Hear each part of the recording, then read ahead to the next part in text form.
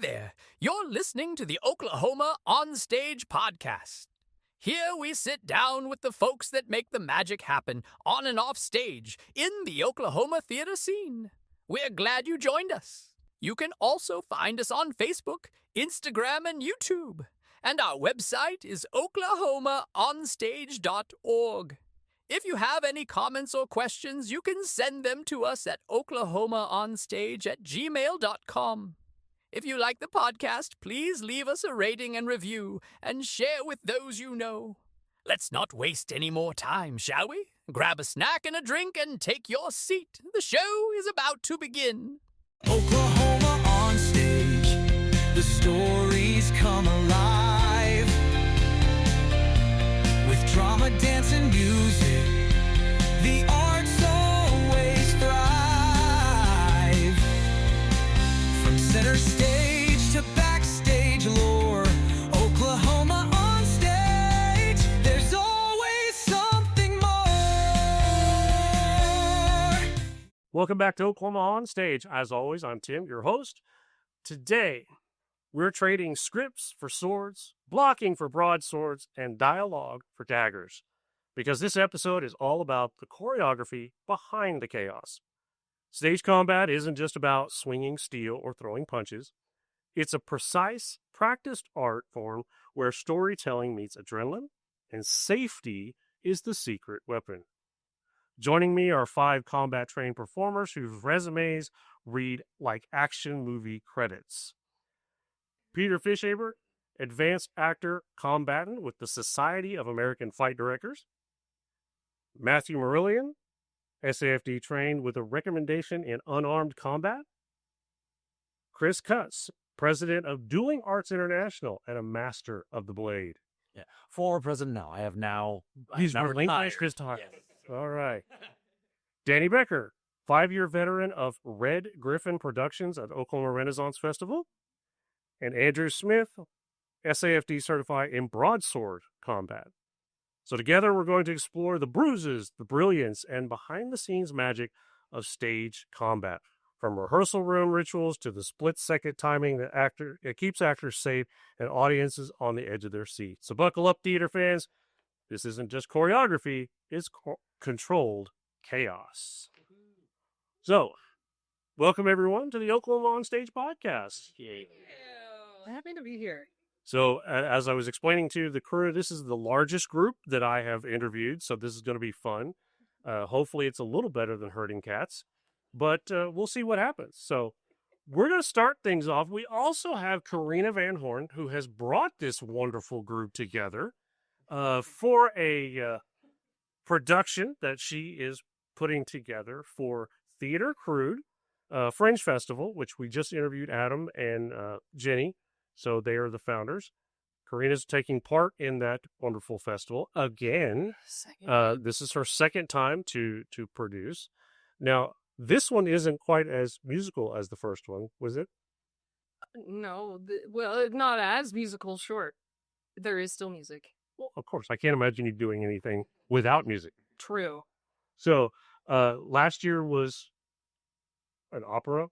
Yes, I did Edgar Allan Poe's Casca of Amontillado with baritone and soprano and piano, and the fringe twist to it is that you never actually see the soprano. She plays the part of Fortunato as if coming out from behind the curtain as Montresor is telling the audience his narrative story as it kind of appears in the short story. But it is set for baritone, soprano, and piano, meant to be done in like a smaller setting with a more intimate cast as well as audience. But the catch to that one was you never actually see the soprano. She is behind the curtain singing all of the thoughts that are coming out of Montresor's head. So what triggers your mind and what brings your interest to theater, the Fringe Festival? Everyone's a little bit weird.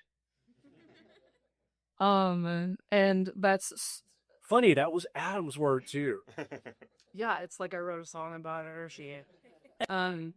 So a lot of the things that I do don't tend to fit into any one particular category, and it's kind of always been that way growing up even. My parents will tell you stories about how when I would invite my friends over and have pool parties, there would literally be cliques of people at the pool parties, and so there'd be this clique over here and that clique over there and that clique over there, and I'd just be bouncing around to all of them, talking to all of them because they were all my friends. And so it's kind of always been that way. Nothing that I really ever do necessarily fits into one specific category. You put me in a box and I'll stretch out the edges a bit.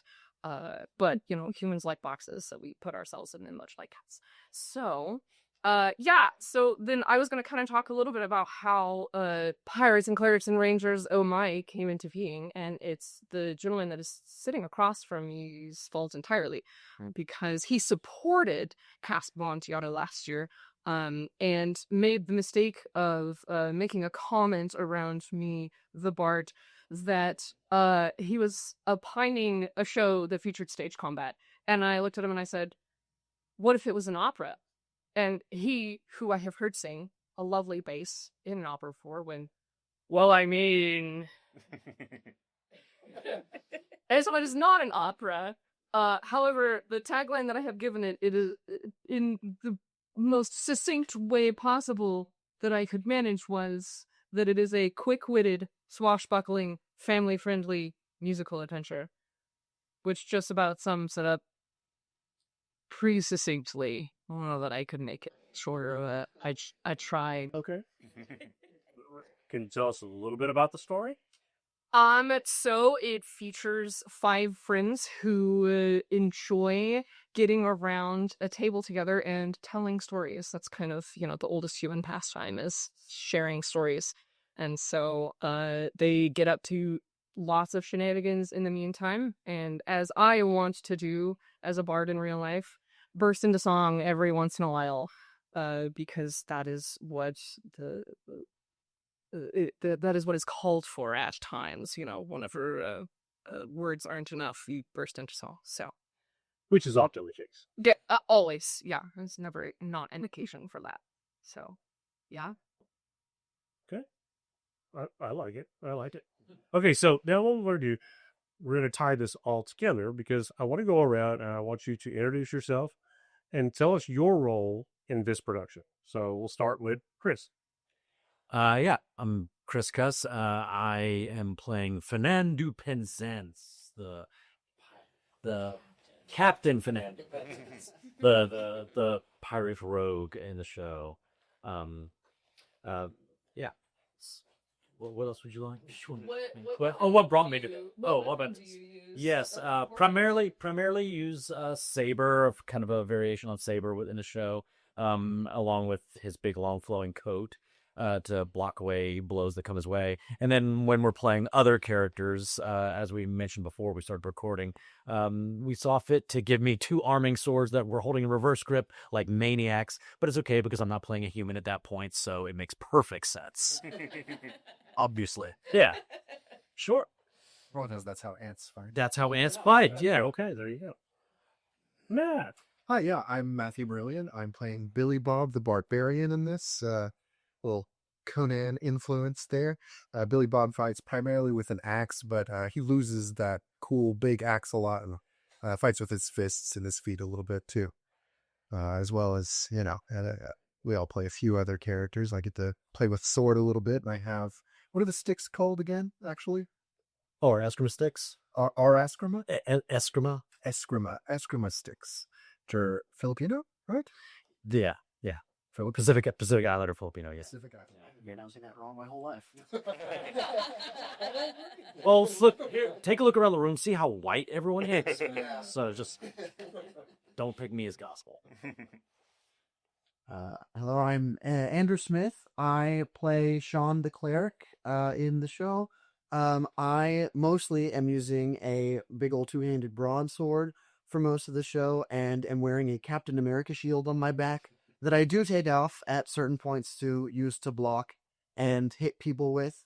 There's a certain part where I have a little small claw dagger, and I'm using that as my blocking weapon and my shield as my attacking weapon. It's real fun. Yeah, I have a lot of fun with the sword. End of the day.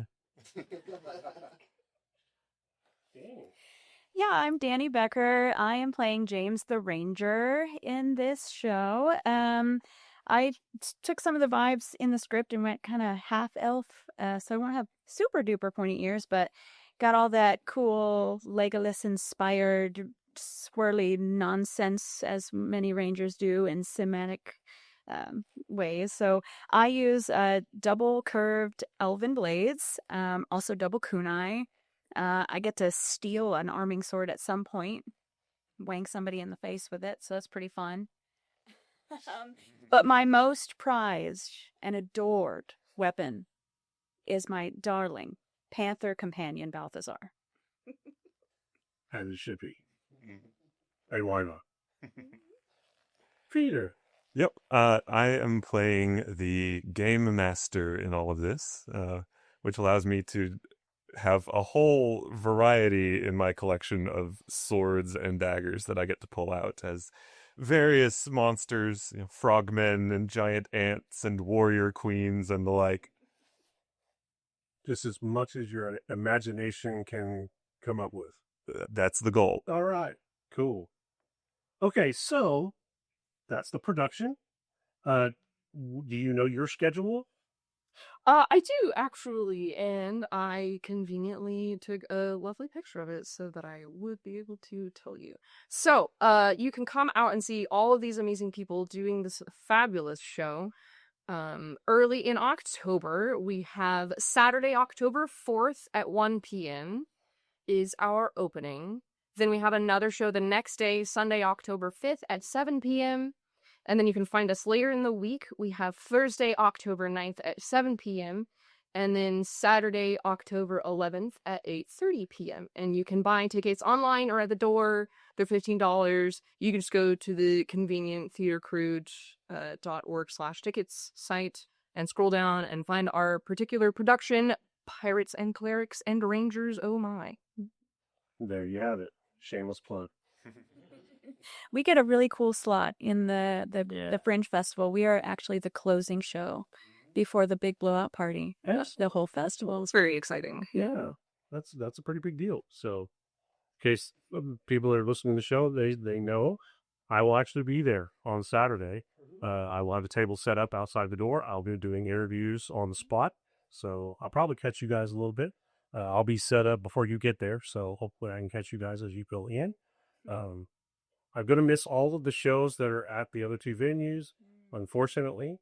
And there are some shows that are not performing on Saturday that I'm also going to miss as well. But I do have access to all of the shows.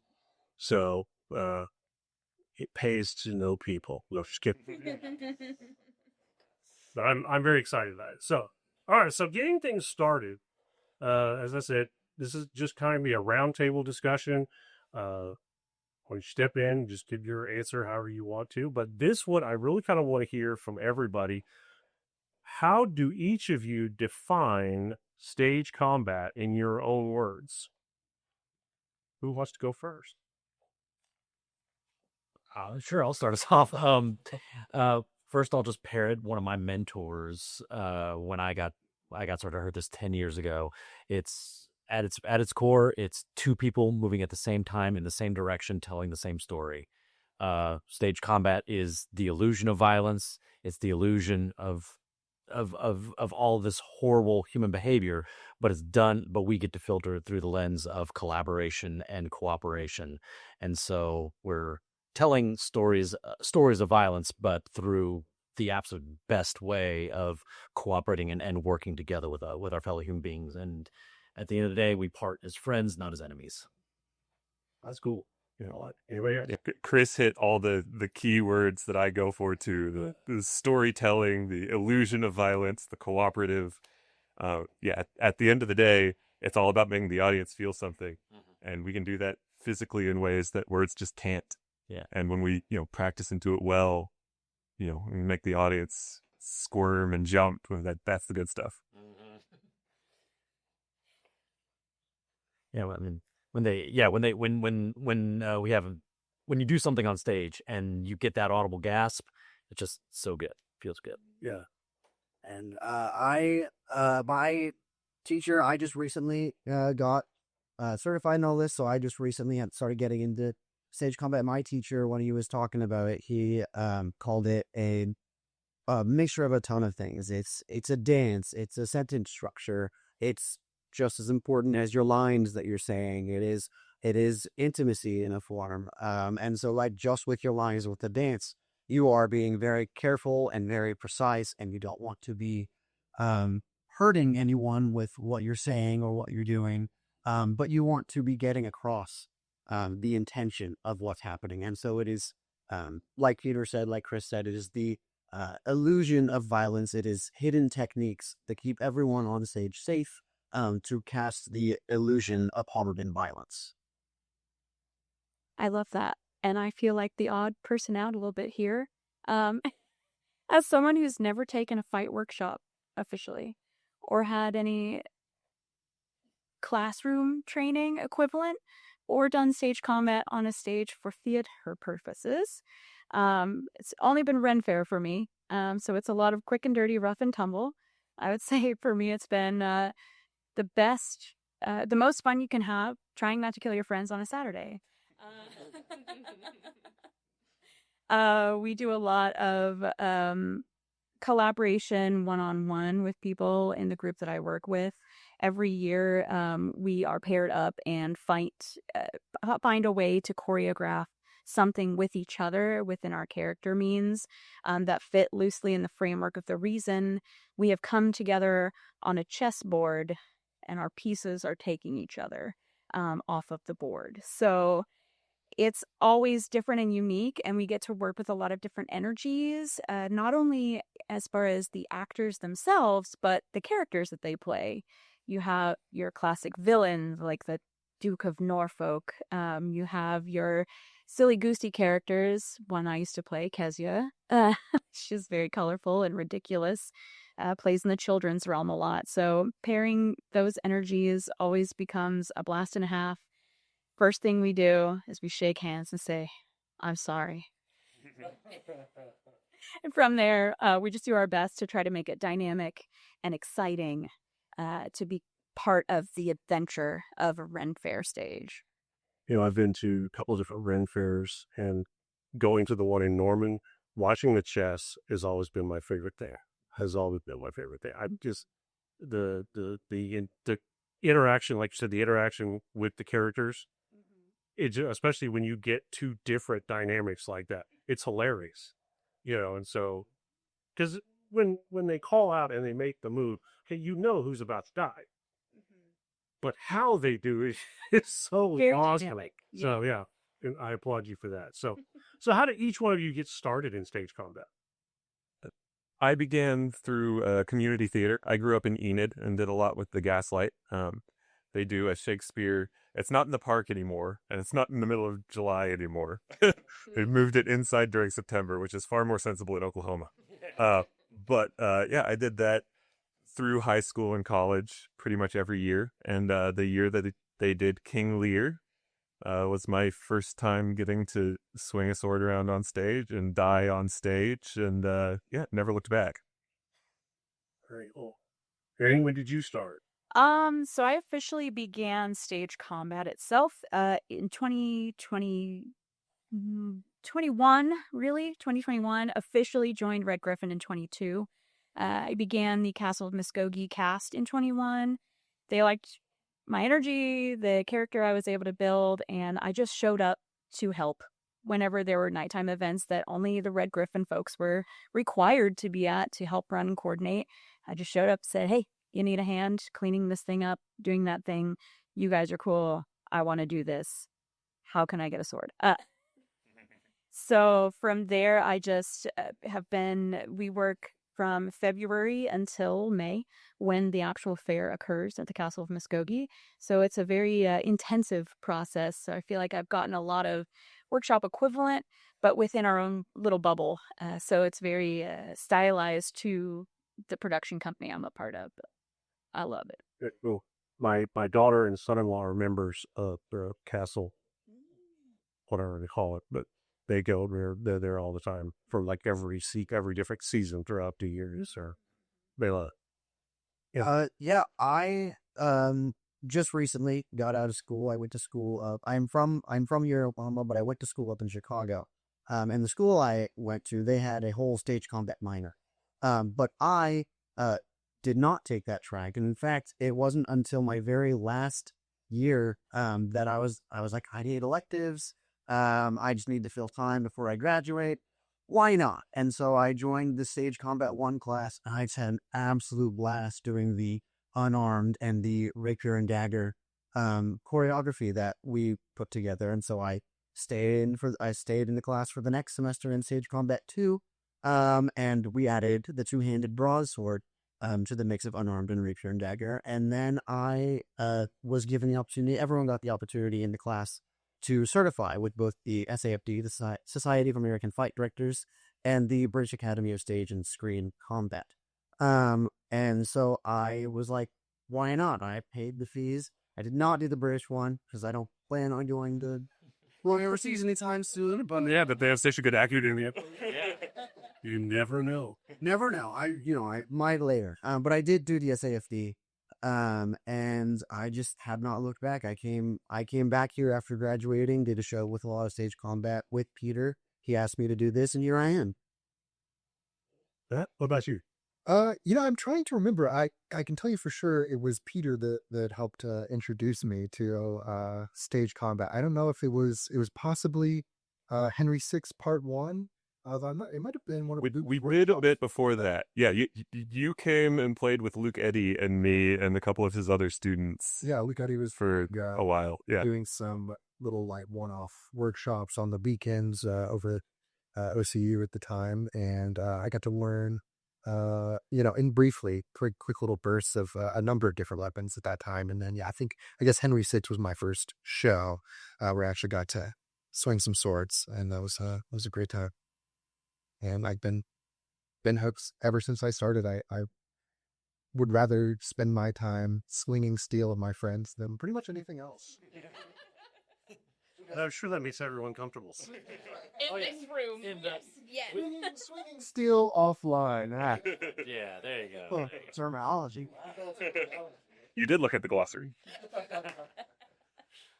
Right? I like to say that I fell ass backwards into stage combat. I was in grad school for directing, and it was a really great grad program because it allowed me to take acting classes while I was still directing. But I thought directing was going to be the primary focus of my job, and it still very much is, and I do a lot of it professionally and at OCU.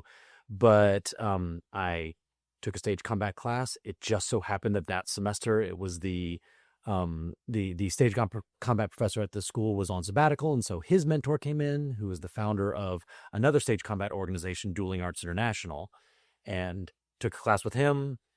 He got me to go to a winter workshop down in New Orleans. I kept on taking workshops, kept on doing it more and more and more, and I kept on having wonderful mentors around me who just kept on saying, "You seem to like this. You seem to do well at it. You should do it more. You should do it more." And then next thing I know, and I think as Peter, I know Peter can definitely attest to this, and I'm sure everybody who has stage combat experience at some point has the experience where they're the person in the room who has the most experience, kind of by accident, if nothing else. Mm-hmm. And then suddenly they realize, oh, we need somebody to do this. My first professional credit was I was working for a theater up in Michigan, and we were doing To Kill a Mockingbird, and there's a stabbing scene in the show, and they didn't get a fight director to come in, and they just kind of they looked around the room and they said, "Does anyone here have any fight experience?" And I just raised my hand, and they said, "Will you do the fight directing?" I said, "Yeah, sure." It's like they threw me some extra money. I did it, and I've just and it's now become a thing, and now here I am. I'm now actually, they mentioned Luke Eddy. I'm actually in Luke Eddy's old position. I'm teaching movement stage combat at OCU, and it's now fight direction and stage combat has now become easily the lion's share of my job now. Yeah, that's very cool. Yeah, and my experience of getting into the choreography side is much the same. Yeah, where like I was in a show. I think it was out at the first thing that I technically did was out at Bethany doing A Christmas Carol, and there was just some rough housing that the children needed to do. And Audra was like panicking about it, and was like, "I can like you do a thing, just like it's not this is not that big a deal. You see that look of Yeah. panic come across the director's face of realizing they missed something, and then you kind of get to step in and be the hero's like, I've got this, don't worry. Exactly. And then you're like, And then, and so that was, so I actually started training with the Society of American Fight Directors at various workshops in, I think, 2014, like that spring. And so that would have been like that winter. And then, I was down here in Oklahoma City by that point, but the Gaslight Theater caught wind of me having started studying with an organization called the Society of American Fight Directors and asked me to come do their choreography for their Shakespeare in the Park when they were doing Titus Andronicus, which is a heck of a way to start. hey, bloody and messy right out of the gate. You love it. You gotta love it. Gosh, you mentioning Christmas Carol, I was also in that production. I think that's where we met, actually. Probably. And we should have had you do in a scene. I was young Scrooge, and while Belle and I are breaking up, this young child comes up, is like trying to sing for coins or something. And I don't think I had any sort of fight direction for that, but they had me, I literally just shook this young actor. Scrooge like shakes him and yells at him, and I probably could have. I'm sure the child is fine. Yeah, We haven't seen him since. literally just. Sorry. He quit theater. It's fair the Albert. A great reason for everyone listening to hire a fight director. Yeah. I love the story about Skill Nocturware because I was actually in that same scene. Probably not sure production, but yeah, we had no fight choreography. Yeah. And so we literally had to figure it out ourselves. Well, and that show's always. I love that was my first one because that, in addition to the little knife stabbing, there's also, you usually have the little kid in the ham costume that comes up as like probably kicking or hitting one of the adult characters, and they have to throw him to the ground. So now you have to go through the safety of a little child rolling around in this very weird, abnormally shaped costume, and then they usually can't get up because their little legs are kicking in the air. And it's like it's like a serious play with a very silly moment in it. Yeah. When did you get involved with stage combat? It was like a month ago. So that's all Peter's fault, as it is for a couple of other people in this room. Let's say there seems to be a common theme here. It's his fault. I'm sure it has something to do with when Karena decided this needed to happen. She put me in charge of finding people who could actually do it. So we built from my circle. So Yeah, it was not, that was sort of, I can do many things, but since stage combat is not one of them, I delegated. And of course, Peter has done a wonderful job under that delegation to then turn to literally all of these other amazing, wonderful people that he has gathered around himself and been like, this is collaborative, come ready to do all of these things. And it was mostly just me being like, he's my go-to because he's the one that I knew. And so it was just, Here's what you say. The rest is his. yeah, that's he's the one that I default to of like, I don't know, Peter, what is this acceptable? And he's like, yeah, it's great. You're like, oh, okay, do it, great, it looks wonderful, you guys are so cool. Yep. And one of my goals in, wanting to do a production like this was, to be able to just get together people who already know what they're doing and kind of show off. Like, when you get people who have practiced this in advance and just kind of throw them together, like, stuff can come together really quickly. That's way cooler than what you would get most of the time. Right. When there's people who are new and with not enough time in rehearsal process. In many ways, it's actually a little bit closer to your experience with the Ren Fair, Danny, because this, I know for a fact. Again, I know from Peter's experience and definitely from my experience. If you're coming in when you're working with people who have no idea what they're doing, it's like, great, I have to teach them just how to hold the sword before I do anything else, just so they don't hurt themselves. And here, Not the pointy end. I've it. Yeah, You're already halfway there.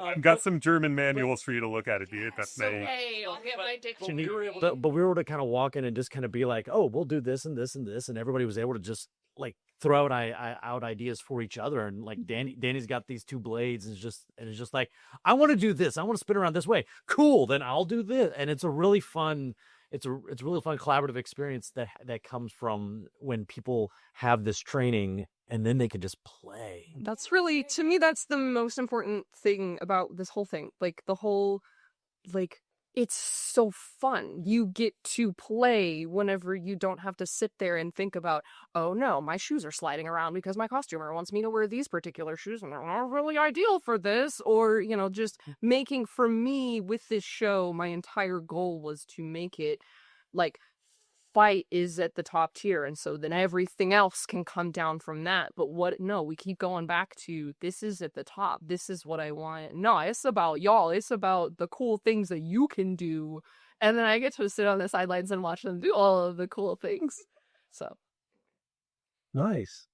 Well, and the medium that you've provided as a framework for this made it match the energy of the script. When you've got friends coming together to play games and be in a fantasy world with each other, it's sort of like a dream for a lot of us. A lot of us play those games with our friends and have a really strong vision of what a cool elven ranger would look like and do in a scenario. And being able to act that out physically rather than just describe it is a blast and a half. Yeah. well, you mentioned in your previous podcast, and I actually messaged you about this earlier today, that you had played D&D in the 80s when it was edition 1 and 2. I'm the old phobia. So yeah. Whenever it was Seiko. Oh yeah, we're already going through a huge renaissance, like especially those of us that have been playing D&D for a long time remember when it wasn't. It was not cool. It was not cool at all. But it was your dark secret that you had to keep. Because you and your And you met in the basement. And now we're in a place where it's like received such a renaissance, and everybody, like my students, like I hear them talking about them playing D&D games and getting, like, there's multiple campaigns going on in the theater department. It's like, are you kidding me? I would have killed for that when I was in college.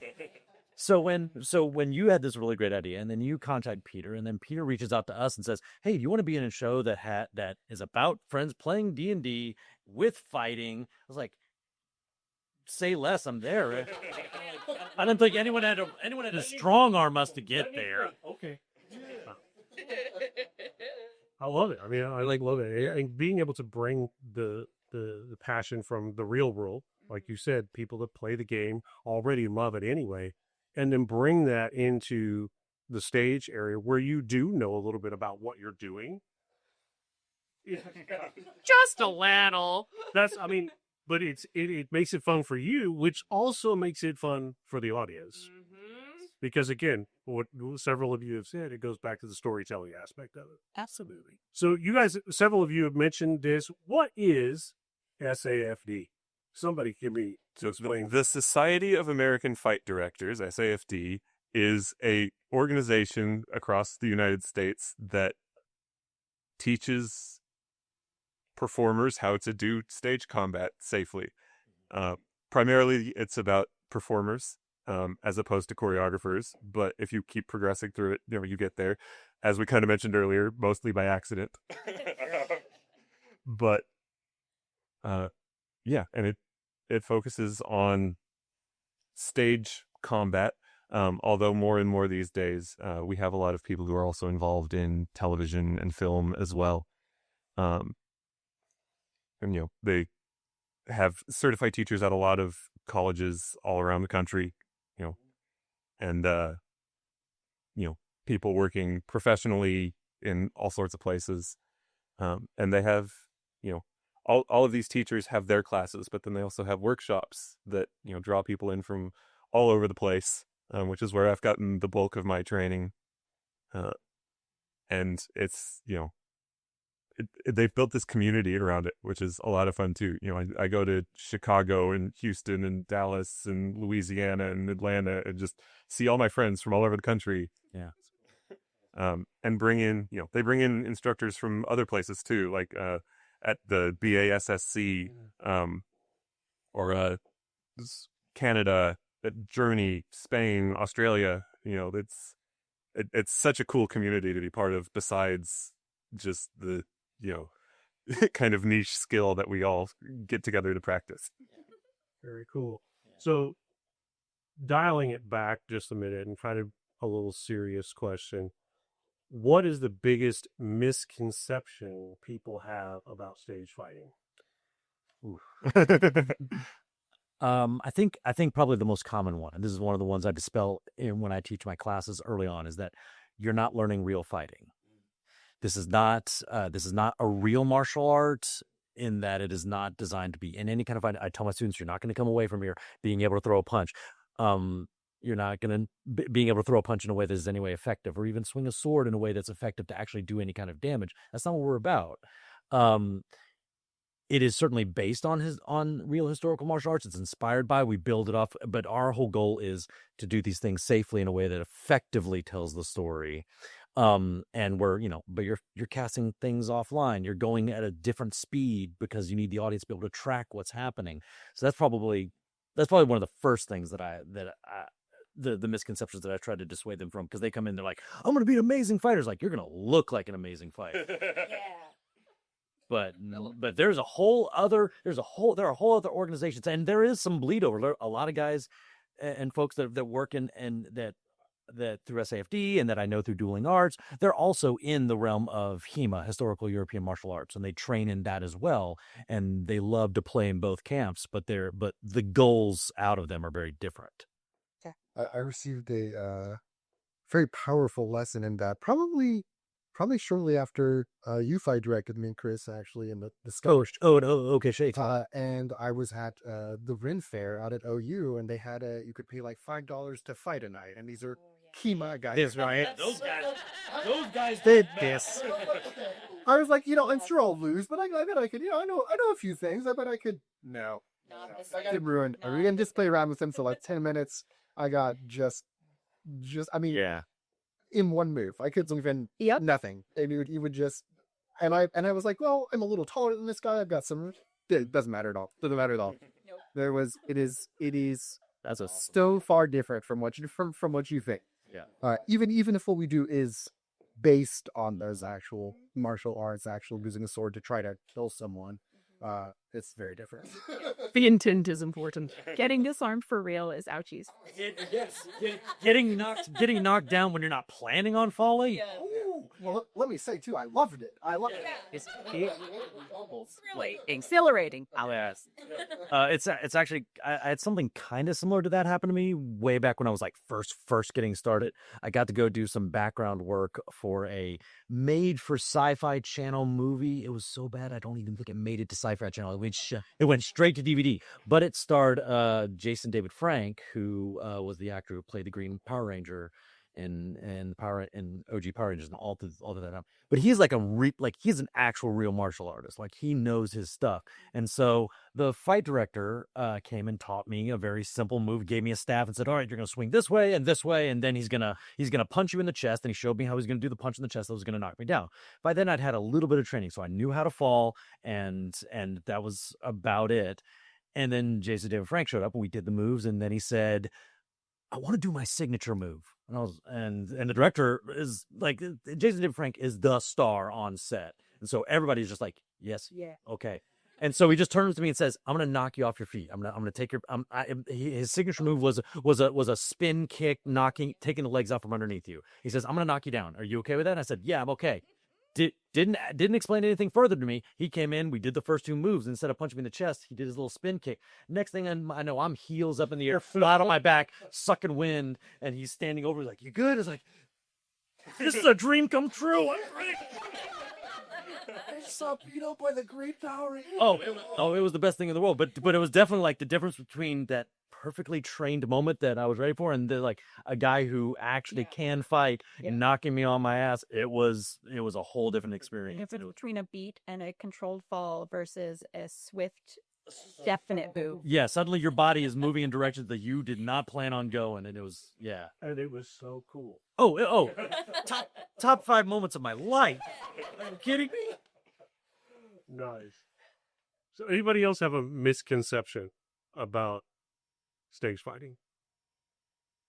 I think kind of like on the converse side of that, it's like if you do a martial art, if you do like fencing or HEMA or something like that, you're automatically going to be really good at stage combat. I had a lot of people in my classes who did martial arts and fence, and they took longer than the rest of us to get used to the everything like to do with the rapier and the dagger except for the footwork. Like, they had the footwork down, but it was terrifying to fight them because they were not trying to go and hit you, but it felt like it.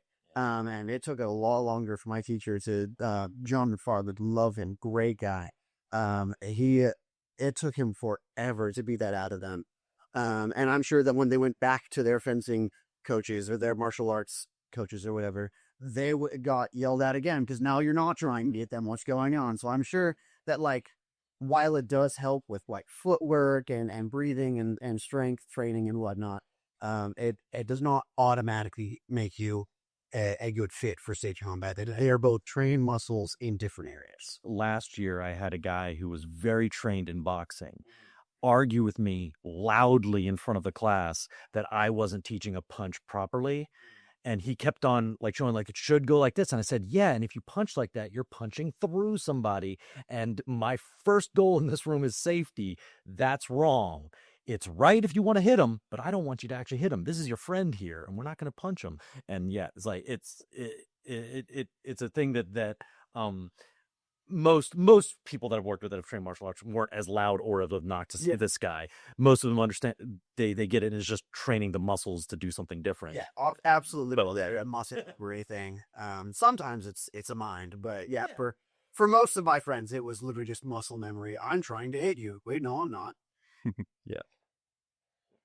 I don't know how actively the misconception is out there. It's, society's improving, but, you look around in our collection here, and yeah, we're mostly like taller, long-limbed guys who you would believe would run around with a sword.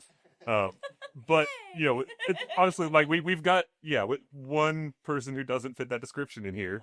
But when I go to workshops and stuff, that's not the case. Like stage combat is, yes, it's like a very physical art. You need to be in, decent shape to do it, but you don't need to be like a super martial arts athlete. You don't, again, like we're not really trying to move people and hurt people and stuff. Like anybody can pick this up, and half the people at the workshops that I go to are women or people that you would look at and not think that, oh yeah, that guy's an action movie stunt double.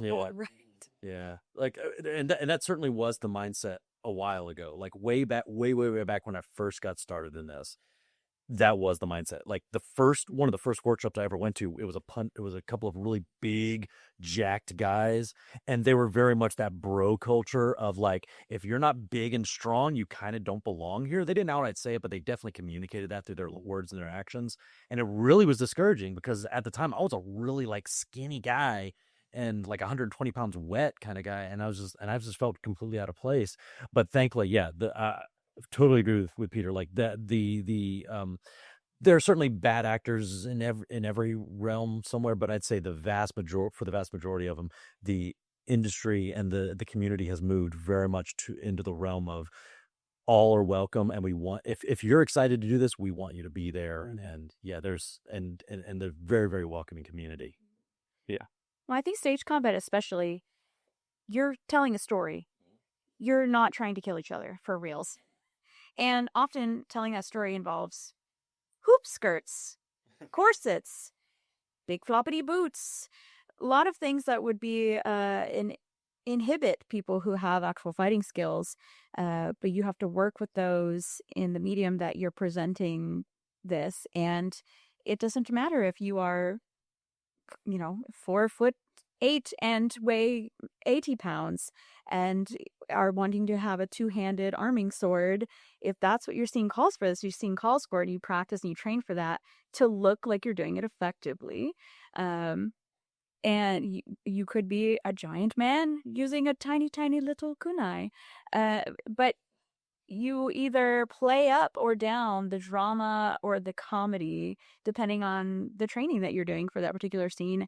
And so I think that's what's so great about having such a wide variety of humans be part of this, because everyone can bring a different perspective if they are used to wearing corsets or hoop skirts, or if they are small and a large person is trying to choreograph with a smaller person, understanding how their body moves. And it makes the collaboration of the art so much more rich and fulfilling when you have so many more aspects and angles to thrill your audience for. So Danny, let me ask you this question. With the Ren Fair experience and everything, how does live outdoor improv type of performance, how does that differ from stage combat? Well, as much as it may appear that way, there is no improv at the Ren Fair, at least not that in any of the troops I'm aware of. I'm not saying it doesn't exist. I know there are some companies and things that will train on a numbered system, and they may have different ways of cueing each other for things like that, so they can have a little bit more of an improvisational style. But most of the acts that you would see at a Ren Fair, the human chessboard, the Renaissance men, any other stage act that has sword play involved, typically those are very finely tuned and crafted choreographies, just like you would see on a theater stage. The bits, the jokes, the nonsense, the slapstick, it's all part of it. They're all really good actors.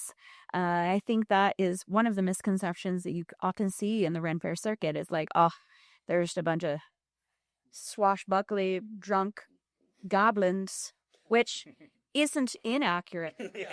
And they're off hours, that they're not just that. But they're not improvisation. People they're watching the shows. Yeah, but on the stage, these are highly trained actors who have been engaging in these bits with, often if it's like a partnership, a stage act, that they do the same thing and they travel around the country. They're doing this constantly with each other, and they spend all day together. So even if there potentially is some form of improv, it's typically in those troupes where they work with each other nonstop, all the time, all year long, and they have created this cohesive way of maintaining that improvisational feel while still being safe. Just as if you see anybody who does swing dance, you go to some of these competitions where you get paired with a random partner and have to improv a dance together. They're highly trained, possibly have never danced with this person before, but you get the feel and the energy with a similar group of people, and they're able to play off of each other. But most of them, very, very choreographed. The jokes and everything that they throw out, the banter, they've tried it on audiences, but that's what makes it so great, because they can try it on audiences and get the best reaction and most fun for everybody witnessing what they're doing. Sure. Oh. Matt, you got this recommendation for unarmed combat. We've talked a lot about different weapons and things like that. What is the difference between using all of these swords and things to just your hands?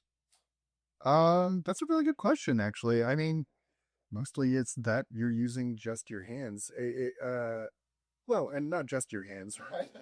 Good answer, man. No, I worked hard on that. No, I mean, it's a much closer thing, like physically too. I mean, we work on a lot of throws as well. There's grappling. I mean, you can really literally end up face to face with your opponent. I would say it is, yeah, mostly just in that more physical closeness. You're literally often grabbed onto this person. I the scene that I tested with for that class actually was one that my partner for that test picked out. It was a scene from I believe it was Sonic 3. But yeah, there's a lot of right yeah. I that classic scene.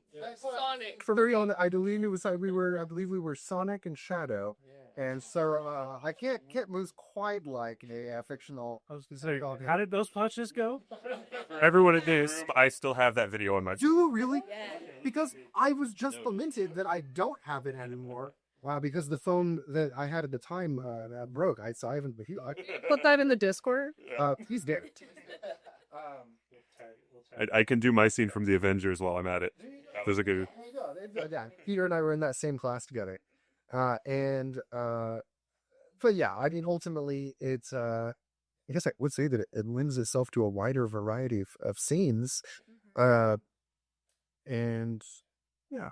I think that's true in and of itself, and a lot of what we're talking about with the swords and things like that, particularly sitting in one sort of genre, whereas the hands can go in just about anything. Sure, but yeah, and you get more opportunities to use it in more modern shows and stuff as well. Whereas you pretty much, I mean, I far prefer swords, frankly, but you are pretty much stuck with some pirate shows or a lot of Shakespeare and Yeah, absolutely. I think that's even one of those like misconceptions that we're going back to is like when you think stage combat, you think like Pirates of the Caribbean, Star Wars, like big, flashy, swashbuckly fights. But like in reality, especially on stage, most of the time when you see a stage combat or stage, like when you need a stage combat professional to come in, it's for just the slap to the face or they like roll on the ground or like one punch or literally even just like a grapple on the throat of the ground or anything. If there's even something that's even a little bit violent, they should. And a lot of bigger and more professional theaters have had a stage combat professional come in and they will need that training. Because like you said with and this is a knife, but like with To Kill a Mockingbird, you wouldn't think you would need a violence professional to come in about that, and yet you do. I wish the same thing. It's the same thing with slaps to the face. Like there's a ton of different movements to go into just one little roundhouse slap to the face. To make it safe. Make it safe. Yeah, First thing is like I think another misconception I think is that people see the swords and they think, oh, that's got to be harder. In my experience, I think unarmed is actually the hardest one to master because there's so much wiggle room. You're right. There's the variety of targets, the way that the different bodies interact when you get that close to each other. It's the one that I always start with for that very reason, because I think it's also the one you're going to do the most. You're right. It's going to be, not every character can swing a sword, but every character can at the very least push somebody, fall to the ground, or slap someone. And as a result, I think because they're the most common, those are the most common injuries I see, because those are the ones that people most frequently avoid bringing a fight director in for. And and it's like I could probably count on less than one hand. Like, I don't know. I can only think of like one or two instances that in my experience of shows I've been involved with that had an injury because of a weapon. I've seen countless injuries from unarmed stuff that either went horribly wrong, they didn't bring somebody in, they were just doing something unsafe to begin with, whatever it was, unarmed is far more frequent and also oftentimes undervalued the need for combat profession. Not only, but also too, I mean, over the weeks of picking that class, I ended up with more bruises through doing it safely, through doing it correctly and practicing correctly. My body was sore and more bruised doing that than any show where I've ever been using a weapon. Like it really is. It is very physically demanding. But yes. And it's even super useful. Even in classrooms with like other experienced students, like I've got way more minor mishaps doing unarmed, where somebody accidentally clipped somebody in the nose, in the cheek. I've been clipped on a groin shot in a test before. Far more doing unarmed than I've ever seen in any kind of sword work. Yeah, I feel like it goes into that, like even as you're participating in the violence itself, and not just the choreographer or the theater company bringing it in. As the participant, you see the sword, you go, oh, that's dangerous. That's a weapon. I need to be real careful with this. You see unarmed, you're like, oh, it's just a punch. Oh, it's just a push, a slap, a shove, I'll fall to the ground. I'll be fine. And then you hit your knee on the ground, or you fall on your back, or you accidentally hit someone in a bone or a not as densely muscled area, and all of a sudden it hurts and you feel bad. And so like it definitely, there's a lot that like I said earlier, there's a reason, at least in the SAFE, I'm assuming in duelers as well, it's the first discipline that's taught because it's the most important. It's the one you're going to need in most shows with violence, and then also it translates to swords. You're not going to like need to worry about your target 1, 2, 3, 4 with unarmed as much as you are with swords, but your footwork that happens in the unarmed stuff goes into your sword play. And the partnering as well, just the learning to read and play something with somebody. It's not just you doing an action; you're doing it in response. Yeah. See, if you can see in his hat coming that they maybe through in an unarmed fight, you can see them throwing an attack that maybe they thought was safe, but is not safe enough for you. If you can see that in an unarmed fight, you can see that in any sort of weaponed fight. And so yeah, that's why it's always been taught first. Yeah, I agree. I think I also would consider hand-to-hand the more complicated and the more dangerous in a lot of ways. Like you said, with swords, that's a physical thing we don't often encounter, and so our brain says that is danger, be careful. Whereas you're like, I fall down the stairs this morning. You guys with my brother with. Like I goose my friends all the time, or things like that. You just underestimate because it feels more modern, more commonplace. But you're a lot closer range when you're doing hand to hand with somebody. When you're fighting with a sword, you have a lot of distance, and you can see, if you've been practicing with them, their move coming in a lot broader bit than just like a split-second move. Whereas hand-to-hand, you're up close. You may not be seeing where their hand is punching underneath your arm, but you know that's where it is supposed to be. And so those minor mishaps can happen if you forget, I'm supposed to go left instead of right. And it can make it so that it is going to be a lot more injuries and things like that. On top of the fact of the angles with swords, a sword hits a sword. The audience sees the sword hit the sword. They hear the sword hit the sword. When you are not actually punching your friend, you have to appear to make contact with their face, as well as get a sound in there that indicates you have punched them in the face. And so there's another layer of sound effects on top of the angles that you need to be in the stage that can make a lot more brain work happening for hand-to-hand combat. It's the storytelling aspect of it. I mean, I'm sure it reads. Another layer of the extra hazard, just because it's so much more prevalent, and this maybe falls into the misconception category too. Falling on stage is stage combat. It is violence, and usually you're doing it to yourself. Yeah. So you don't even need a partner to hurt yourself doing unarmed. And I mentioned, my background was in community theater. I never took a formal theater class. And it baffles me. I've had to teach, people who are working on their masters in theater performance how to fall without bruising their tailbone. And it's like, you think you're going to go do this 8 shows a week? Oh, gosh. Yeah. And just kind of throw yourself at the ground and it's going to be fine. Like, it's not fine. I know it's not fine, but you're doing it anyway because you feel like you have to. And, for one, don't ask for help. But yeah, as far as, the unarmed being the riskier one, it's, it covers so much ground that people don't even think about. So much stage combat experience, and I didn't even know it. Small bird falling. Yeah. So we've talked a little bit about, different body sizes. We've talked about different skill levels, even the idea of different venues. We've dealt with theater almost in the round in certain cases. We've dealt with very intimate settings like city space. We've also dealt with proscenium stages, but the audience is there. How do you alter that choreography for those different things? It's one thing to say, okay, Chris, Matt, you guys are relatively the same size, relatively the same skill level. Regardless of the theater, you're going to know exactly how to do that. But if we change that up and you're now put into a performance with someone who's, like you said before, never done this before, but it's up close and personal, how does that change things? I'm gonna sound like a broken record. I'm gonna go back to the things. It's about the story. What is the story we want to tell? And this is actually a pitfall for those of us that love stage combat. We love stage combat, so therefore we love cool fights.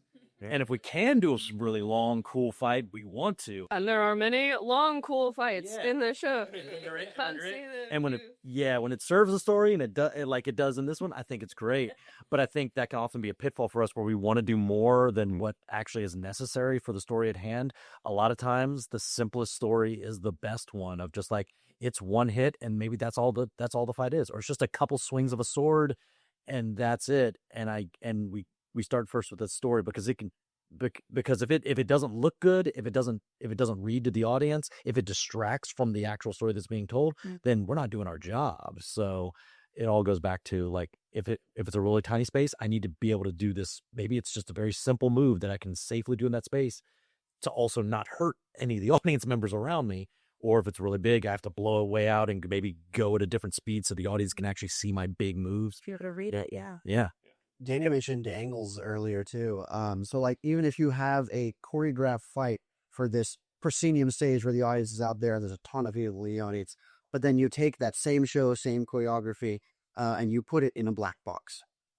It's going to be different. You need to obviously make it smaller, but you need to change the angles because a punch across the face is not going to read the same in a black box or a theater in the round as it is in a proscenium. Because a proscenium, it's like a fourth wall, like a TV screen. You can just kind of be upstage of your partner and get your punch in, your nap in with a K, and you'll it should read just fine.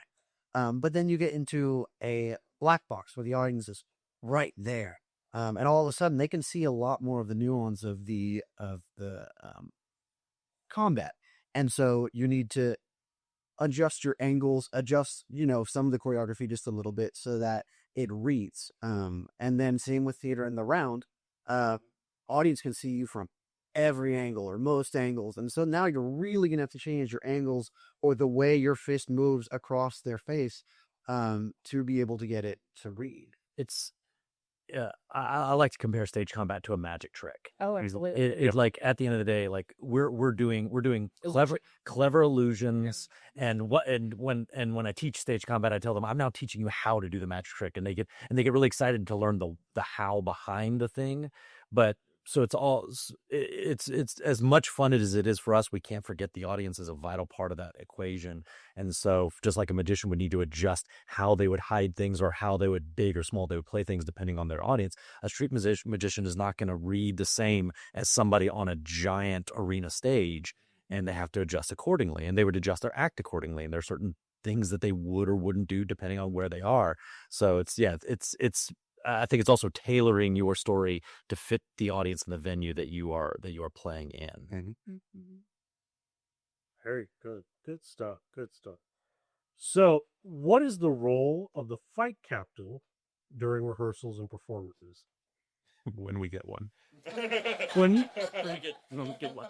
They just guys just look at all of us fight captain. Wait. We haven't assigned a fight captain. Who's captain tonight? Yeah, we just draw it out of a hat. Yeah. Sorry. So kind of broad general strokes. Ideally, your fight captain in a show would be somebody who has, some experience, because you're going to put them in charge of watching the safety concerns when the fight director isn't there for whatever reason. You want them to, be able to, help address those safety concerns without, changing any of the choreography that was given. And you want them to be able to, run the fight calls before rehearsal and before the shows to give everybody a chance to, get things in their body again before they have to go do it in front of an audience and have all that adrenaline going. Frequently, they also end up being the one in charge of the props, making sure that, the swords get stowed correctly and cleaned safe, correctly every night, and things like that. Ultimately, they're kind of as much an assistant to the stage manager as they are to the fight choreographer, fight director, for all of those things where they're, just helping manage the people side of it. I was going to say, it was described to me, and this is the way I've always thought of it since then. It was described to me of like your fight captains are just your stage managers, but for fighting. So the fight choreographer comes in, they're the director, they do their thing, they get it the way they want, and then they leave the production. And then the fight captain or the stage manager comes in or is there. They've learned all the choreography. They make sure they're watching for safety concerns. They're running fight call, and they're making sure that nothing gets changed, and it's being done to the choreographer's vision or choreographer's choreography. And so, yeah, it's like Peter said, they assist the stage manager, and I like to think of them as little fight managers, fight stage managers as well. Yeah. Excellent. Have you ever had a moment where something went completely wrong? I forgot to take a dagger on stage once when I needed it for a fight. Yeah. So fortunately, They bring a knife to a gunfight. it was not much of a fight. Mostly, I just kind of put them on, point, like held it up to their neck, I think, and kind of threatened them. And it was an actor with whom, I was pretty familiar. So like, I gestured that I don't have a knife in my hands, and made eye contact, and I just got like real close and like grabbed them by the collar, and we did that. We had enough experience together that we could, make eye contact on stage and feel comfortable, finding another simple physicality together. I don't recommend doing that. That was an emergency. Yeah. And it was literally just like my hands on his chest and nothing more complicated than that. Yeah. I'm sure we all have stories of like stuff going wrong. Either somebody slips or we accidentally hit someone. One that comes to mind specifically for me is very early on when I was learning. We were learning our unarmed fight for our final of my first semester of the stage combat. And my college had a big problem with putting two people in a room or in a class. And so there were two people doing all the same stuff at different speeds at a time in this room at once. And so not a lot of space. And there was a point where it was choreographed that I was supposed to tackle my partner to the ground. And literally all that is me placing my shoulder around her, like kind of stomach area, and then she does whatever fall she needs to do to get her to the ground safely. But we were, like I said, this was early on, so we weren't fully used to being able to do the technique and the choreography and being aware of our surroundings at the same time. And so we go to the ground without actually looking around to see if we're okay, and her head hits the back of someone's foot. And it was terrifying. She was okay, perfectly fine. But I guess the moral of the story is, most of the time, unless we're actually sending someone to the hospital or like they got like a broken something, which I'm sure has happened, or something gets cut, most of the time, if something goes wrong and someone gets hit, or hurt in quotations, like I just did here, it is more terrifying for the person doing the violence than receiving the violence. Because she was perfectly fine. She got some water, sat down for like 5 minutes. I was like visibly shook for way longer, maybe 15, 20 minutes of the class. Because I was like, I just tackled this poor girl to the ground and like slammed her head into someone's heel. And she's like, no, I'm fine. And it's a good learning experience, especially because no one was hurt. But yeah, like there's gonna be things that go wrong.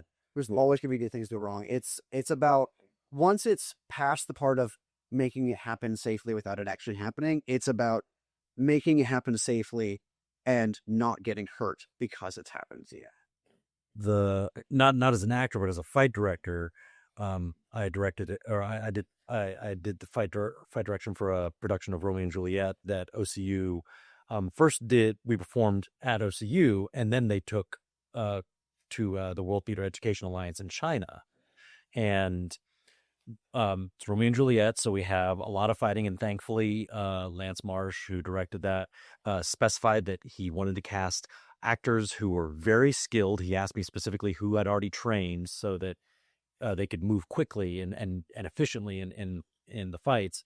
And so we already had really skilled actors in that, and we did a lot of fights with rapier and dagger, a nice long thin sword with a small dagger in the offhand for defense and secondary attacks, and did the show here. Went great, but we weren't able to take those.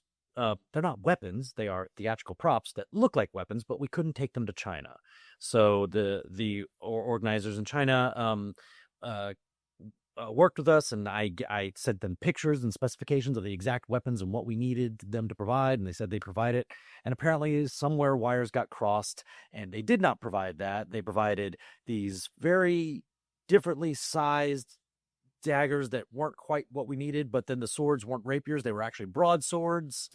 And so my actors had to completely change their choreo on the fly based off of and adjusted off of this. And I'm not even there. I'm getting emails and I'm trying to coordinate with them from half a world away. And then to take it just one step farther, I believe it was right before their last performance, during fight call, one of the swords broke. just broke and they couldn't use it. So then they had to completely adjust their fights again based on that. Is another great reason to get people who know what they're doing. Absolutely. And the reality is, I mean, like we have redundancies upon redundancies upon redundancies when it's in the fight world because we do value safety so highly. But the reality is, best laid plans, will still often go awry. Yeah. Something's going to go wrong at some point, and that's when you have all those other things to fall back on, all that training. And ideally, as choreographers and directors, we are preparing our performers to do that as well. I think one particular example, one year that I was at the National Stage Combat Workshop for the SAFD, there are certification classes involved with that, and then there's a bunch of testing at the end of the workshop. And 1 year, a couple of the, first year performers were on stage, doing I think it was a broadsword fight. Maybe it was a rapier and dagger, either way. And one of the girls' swords broke in the middle of their test. But because, the instructors there are some of the best, they had coached everybody, here's what you do when this happens. And so, it broke, they stopped. They went and got another sword. They went back to the start of the phrase. They kept going. They aced their test. And it's a test. If it's in performance, that would not be fun. But, still, the audience would, rather have a brief pause in the story than get just cut at something, maybe, or just... And fortunately, it was the National Workshop, so they had some backup swords around, just laying around. Yes, there was no shortage of blades that weekend. Hey, it is always surprising to everyone every time your hilt and basket dissembles on your rapier. Yep. So thinking about scenes, as you guys have done, do you approach, say, romantic or comedic fights differently than you do dramatic or violent fights? Parts of it, yes. Parts of it, no. The story, yes. The techniques that we use for safety are not going to change. Yeah. There are some, techniques that are portraying certain, violent actions that would not be appropriate for one or the other, just because it wouldn't make sense to the story. Sure. Mm-hmm. And, coaching the actors through it does change as well, because it can be surprisingly tricky to make a fight only look funny or only look serious. Things that are just, small changes can really change how the audience is going to perceive a fight.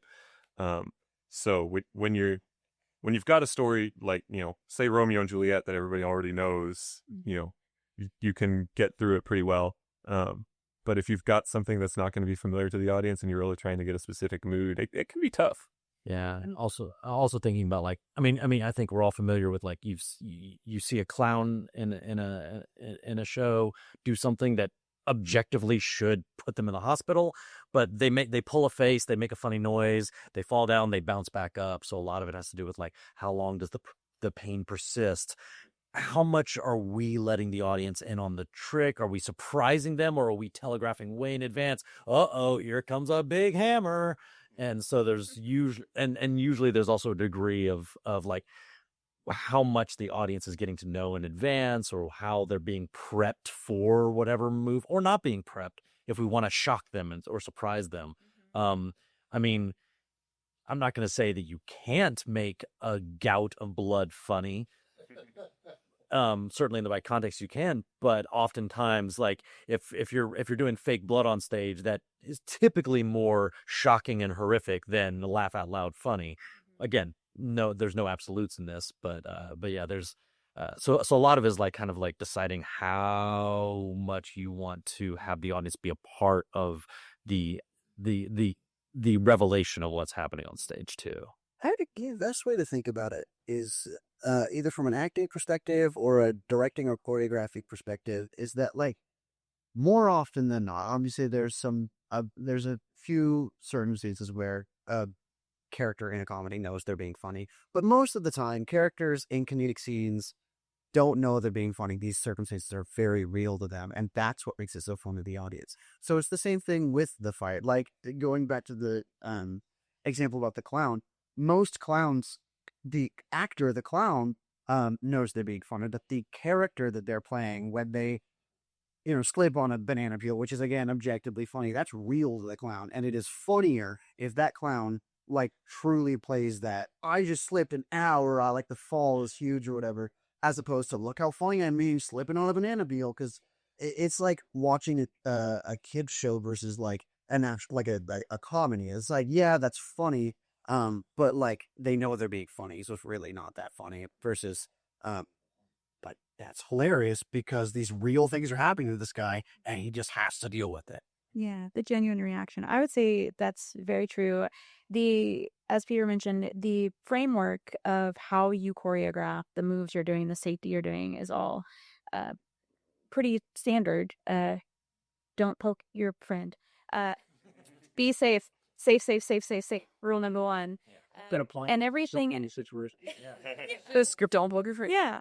Everything else really comes back from that actor standpoint, the character standpoint, the audience perception standpoint. That's where the acting in your staged combat, it's the staged part of your combat. If you have a dark villainous character using a pool noodle to hit somebody, it's not going to come across, unless that was your intention, as much as if they have a rapier and a hidden dagger in their boot and they surprise the heroine and, get them off guard. So I think the flavors that are for the different scenes that you're trying to portray don't always come as much from the basic combat choreography as much as the recognition of the fight directors of incorporating these characteristics from the roles that the actors are playing and infusing those into the movements of the choreography, using a rapier, having lower to the ground movements for somebody that's more sneaky, really focusing on that movement in their body as well as the way that they're applying their weaponry is just as important as having a sword or knowing how to throw a punch. All good stuff. So what's your favorite fight scene you've ever performed? See, the problem is once you start getting known as the choreography guy, you don't get to perform that shit. I was literally just thinking something like, Which is the other reason for this. yeah, it's been a long time since I've gotten to actually really perform a fight before this show because The dueling and arming swords yeah, is pretty cool. Fair. I do have an answer. okay. And sorry to pick between the two fight directors. But I got to be Macduff in a production of Lingbeth a few years back. And I mean, as we've talked about before, a lot of times as stage combatants, we want to do the big flashy fights, and you don't get to do that a lot. Most of the time it's like a 3-move exchange, but that was one of the first times I got to do a longer fight there, and I got to. That was a good example of one where like it was you and the guy playing Mackers were both skilled. Like the moment that I found that out, I was so excited because it meant that like I didn't have to teach you how to do anything, and B, we could jump right into doing stuff. And it was cool. It was fun. It was a really fun fight. That was Michael Stewart Allen. He's fantastic. And yeah, but did anything get as many oohs as your lift in Henry VI? That's true. I almost mentioned that when we were talking about an arm drill. Well, okay. There was the lift in Henry VI. Sorry, I'm actually thinking about the lift in Murder on the Orient Express. I lifted Taylor Wright by the lapels. That was a good one. I was sitting right there for that. I did 2 shows.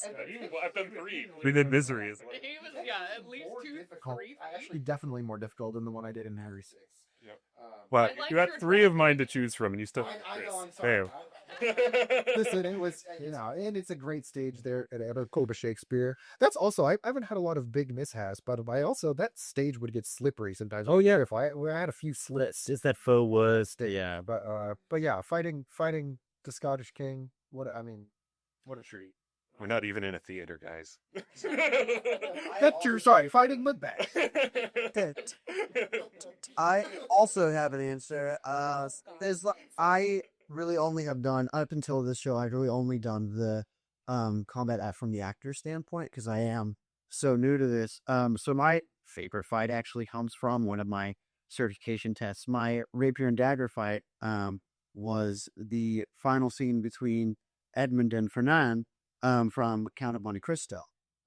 And I was Fernand, so I got to die, and it was really awesome. Like you're talking about, this is sick. It's so fun to die. It's so fun to die. It's like you go through all this fight, and you're super cocky, and you think you're gonna win, and it's super flashing because Fernand is a really good sword fighter, and that's why he loses, is because he thinks that he's so much better than Edmund. And then you get to the end of it, and it turns out Edmund has learned and has taken advantage of your cockiness. And so he is a point where he disarms me and then gives me back my sword as like an act of mercy. And I did not like, Fernand did not like that. And so I take it, I take that rapier and I thrust with my non-dominant hand, which I just thought was super fun also, at him. And he whips around, parries, and in the same motion as he's whipping around and parrying with his dagger, he stabs me right in the side with his sword. And then he delivers some final line, I don't remember what it was, and then he Spartan kicks me off the sword, and I die like that. And it is the coolest thing I've ever done, and it is the coolest thing I will have ever done until I do it again. Honestly, I don't know how I never thought of it. I would kill to see that Monte Cristo stage play. On my knee, sword in my side, like gasping for breath, and he like, I don't remember the line, so I'm gonna say, "You were my friend," or whatever, and just pushes me off. I think I still had my dagger in my hand, or I hit it in my right hand. And so as it's drawing out and I'm falling, my dagger scrapes along the sword. So it makes this really nice metal breathing sound as I'm falling. And then I fall and my dagger clatters out of my hand. And it was hideous. Oh, watch this. Be like read there. See, I did well. I'll read the guy first. Go. I'll fly him down, or he'll fly himself down. So this has been great. I loved all this stuff. We start winding down. What advice would you give to young performers who want to train stage from that?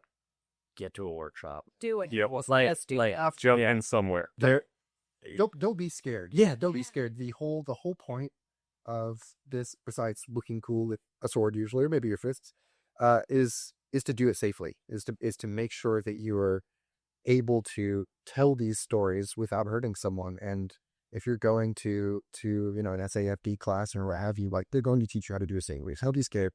And don't worry about anyone thinking you're not skilled enough. Like, they want to teach you. They want you there. Absolutely. How to do it. Yeah, I mentioned the community part of SAFD, and I'm sure Dueling Arts is much the same. Yeah, where it's like, we're getting together, and the reason we gather from all over the country is because, like, theater's already not that big a world, and we're a tiny little niche within that. Like, we're somehow simultaneously the biggest nerds and the biggest jocks in the theater community. But like, we do this because we love it and we want to share. Like, we're all storytellers. We want to share the things we love with other people. So just show up, go to a workshop, go to a class. People will love you just for being there. Yeah. Oh, we love nothing more than to share this with people because it's so much fun. The OCU has a student organization called Fight Club, where just the students would get together on a Friday, and I show up to help. Oh, see, the fun at the OCU Fight Club, our first rule of Fight Club is you tell everybody about Fight Club because it's a lot of fun, and it's more fun when more people are there. But yeah, Fight like, Club by yourself would be. oh yes, it's not nearly that fun. Boxing is And the reality, but yeah, exactly what Peter said. Like we love to talk about this. We love to share it, and don't assume that that the only people that go to workshops are the people who are experts at this. They are designed for newbies. Yeah, Most of the people there have not done it before, or have maybe had a class. Yeah, if you go to a workshop, most of the people will be brand new, just like you, and they'll be nervous, and they'll also be, and those people who are experienced there will be excited to share it with you. SAFD has workshops all around the country all year round. They have the national workshop in the summer, and then they have, like, close here to Oklahoma, there's several down in Texas. Yep. Dallas, Houston, Austin, Ruston, Louisiana. And then Dueling Arts, we've got several summer workshops. We've got one up in Denver in May. We've got another one over in Cape Girardeau, Missouri in July. If I can just do a slight plug, like I am a certified instructor with Dueling Arts, so I'm hoping to be offering some more classes. But also, if people just reach out to me and be like, "Hey, we want to do it," we'd make it happen because, again, we want to share this kind of stuff. And again, if you've as Danny can attest, you can talk about like your experience of like if you want to get involved in stage combat in a different way. I'm sure the Ren fairs want people to show up. Absolutely. Are you a silly goose who wants to look like a badass? Silly goose. Go and talk to people who are doing badassery and say, this is really cool. I want to do it, and watch them info dump right before your very eyes. Yeah. It's like a magic trick. Oh, I would not be surprised if you talked to one of them and they turned around and said, as a matter of fact, I have some swords right here in my trunk. Would you like to learn right now? Like The reality of that. They literally, I went to Scarborough Fair as a guest cast, saw a person doing whip tricks, said, that's really cool. I have an interest in learning whip. And they said, come on back to the behind the scenes area. I'm going to teach you how to do a basic crack right now. And literally, don't be afraid of them. They look really cool. They're all silly geese and they're really friendly. And if you also want to be a cool looking silly goose, just do it. Get out there. Go to a workshop. Talk to sword fighters. Get out. You do it. Everybody's just a little bit weird. Yes. The boys are going to bring it back around. What's one thing that you wish directors or producers better understood about fight work? One thing. One thing. You take one. Can I give us 2 for all of us? Because I think it'll be the same too. Yeah. Give us time, give us experience. yes. Yeah. And if you don't have one, you have to give more of the other. Yeah, absolutely. Absolutely. Yeah. Yeah, if you're doing a big musical and you want an impressive dance show, you have a dance audition. You cast people who have studied dance. That's fair. If you want a cool fight scene, do the same thing. Yeah, have a callback for that looks at their ability to move, and we want to know what they can do. And then the more directors reward people for learning this skill, the more people will invest in this skill. Yeah. If you just get a fight director, hire a fight director, your show is going to look cooler. The scenes with the violence are going to be safer for your actors and for your audience, frankly. And it'll be more shocking. Yeah, like the violence will be more real. And It'll get better on the producing, and then if I can speak to the producer side of things, my fee is always cheaper than a lawsuit. So if someone doesn't hire a fight director and then they get hurt, you're now like your theater's now liable. But if you hire one of us, I guarantee you we're way cheaper than anybody taking you to court. That's a great way to end. Right there. So just as we wrap up, I've got some. We always call it our curtain call. Yeah. This is kind of some rapid fire, just some lighthearted questions. So I'm going to ask each one of you to give an answer for this, okay? Okay, so the first one. If you could choreograph a fight between any 2 fictional characters, who would they be? Peter. Any 2? Yeah. Karena has an answer. Start over there. Okay, Karena. The Count of Monte Cristo and Dracula. Like it'll be from different property. Yeah, it can be whoever you want. Hey, Chris. I would say, let's say Inigo Montoya and Luke Skywalker. Yes. Okay. I'm gonna say Obi-Wan Kenobi. And, let's do a fantasy deep cut. Let's say Kvothe from the King Killer comic. I'm gonna go with Jack Sparrow and Anakin Skywalker. Guys. Branch out. We found you. Wait, you took all of my guys. I was gonna say Obi and Anakin. Yeah, Star Wars, that's just futuristic swashbuckling. Anyway. It's an opera. I think just to be off the wall, because it would be interesting from a character's perspective, Regina George and Black Widow. Yeah. I think that could get really dark. Yeah, intense. She seems scrappy. Sure. All right. I just need to shout out this thing that popped into my head because I did it in a class once and it was absolutely ridiculous. We had Kermit the Frog fighting the dude from The Big Lebowski.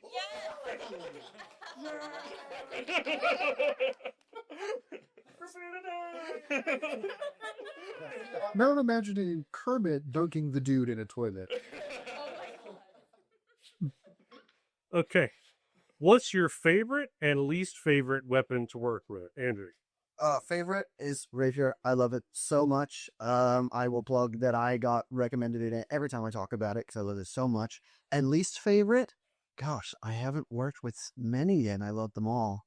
But I would say that the most terrifying one that I have not worked with and I'm like wary of getting into, would definitely be Sword and Shield. Just because, like, I know Sword and Shield is a classic and the shield is a really good defensive weapon, but it's so clunky. And if you don't know what to do with it, it's just going to be in the way. Okay. Again. I would say the most cool I have felt was dual wielding a scimitar short sword as my main with a dagger sim as my offhand. You can do some really cool, like one hand over your head and one hand out, cool stuff with that. I currently view rapier as my least favorite because they are the scariest to me. But that's just, I haven't had a lot of. Have you done small sword yet? Small sword is like rapier, but twice as fast. I don't know why. A lot of people say dagger is terrifying, and I get it because it's so fast and you're so much closer. But for some reason, I still think rapier is scarier. Yeah. Knife is probably my least comfortable for much of that reason, because the speed and the variety of things you can do with it. And I'm really bad at knife disarms. But that's just the weak point of mine. Favorite is tough because I do love them all, even knife. But probably I would have to go with broadsword, specifically like hand and a half broadsword, because you can do so much with it. It's my original and probably still my favorite. I think my favorite is actually when I first got started this, it was my least favorite because I was the worst at it and I was so frustrated by it. But now it is my favorite. It is rapier and dagger. I've got the tattoos on my arms for a reason. I love the dual wielding. I love the washing machine action. And I think my least favorite, I'm going to go a non-traditional route because I've only had to do it in one show and I hated it so much. They wanted to put it was a foam morning star. But I hated the experience of having to deal with like this unpredictable thing swinging around on the chain. And I was like, I never want to do that again. And so, yeah. Flexible weapons are a beast. Flexible stuff. Like I'd rather work with a whip. Like give me a whip any day. But this clunky thing, hate it. I'm bad about choosing one of anything, but I mean, I could go either rapier or a broadsword. Maybe broadsword of the two. And then on least favorite, I'm of two minds. I was thinking small sword. Small sword is terrifying. You're working with the diamond, just these little movements, and I just know if I were a noble in 17th century France, I'm gonna be stabbed. I'm gonna die. I'm gonna get infected from some claws. Then I'm gonna die. I've only been stabbed once in all my years of stage combat, and it was a small sword. Small sword is horrifying. Also though, quarterstaff. It doesn't. There's no edge. It's not a blade. What am I doing? I'm just gonna change my answer because I feel bad. Shield now because like it is cool. I'm gonna change my answer to gun because fuck. You have to worry about so much. Like you cannot point it literally anywhere on stage. You have to. And for using an actual black fire weapon, then you'll have two directions to think about. I don't know if if you need to cut off the podcast, you need to, but I had to. Like, I mean, just as of myself, volunteer to be like, hi, would you like me to be the firearms person in this show I'm doing? There was a show where there is a shotgun on the mantle the entire time, and it does get aimed and fired in the second act. You know this show. I won't name the theater, but I believe they were keeping it loaded the whole time. And I had to be like, hi, so this is not safe, and if you allow me, I would be happy. Chris is literally hiding right now. Disappearing into a show For a show and an intermission. I will load it, but we need some better packages with the weak brands. So please, even more than a bladed weapon, please get a what's the technical terms? A fight director. Get someone, preferably you would have both an armor and a theatrical firearm safety coordinator. If you were using a firearm, like you have to practice safety. I cannot stress enough. Yeah, and we could do a whole other podcast episode just about all the things theatrical firearms. Yeah. Do I get to give you my really ridiculous answers as someone that has a month of stage combat experience? So my least favorite would be Cat o' Nine Tails. And my most favorite has always been Bladed Tonfa. Yes. It's a good little fact on there. Love it. All right. Guys, this has been amazing. I love hearing all your stories. All this good. We've had a great episode. And again, it's 5 people, so of course we're going to go a little bit longer, but that's okay. So I want to thank all of y'all for being here. This has been a great time. Best of luck. Break legs on the show. I can't wait to see it. Again, you catch the show at Theatre Crude Fringe Festival. Oh, their first show, October 4th at 1 o'clock. So you can see it then. I encourage you to get out, watch as many of those shows as you possibly can. You heard on the last episode with Jenny and Adam about the packages you can get to watch as many shows as you want. So thank you guys again for being here. For everybody else listening at home, thank you for being a part of this. Thank you for giving a little bit of your time to check out the podcast. We thank you, and we ask that you continue to support this podcast, and whatever you do, continue to support the arts. Oklahoma on stage, the spot.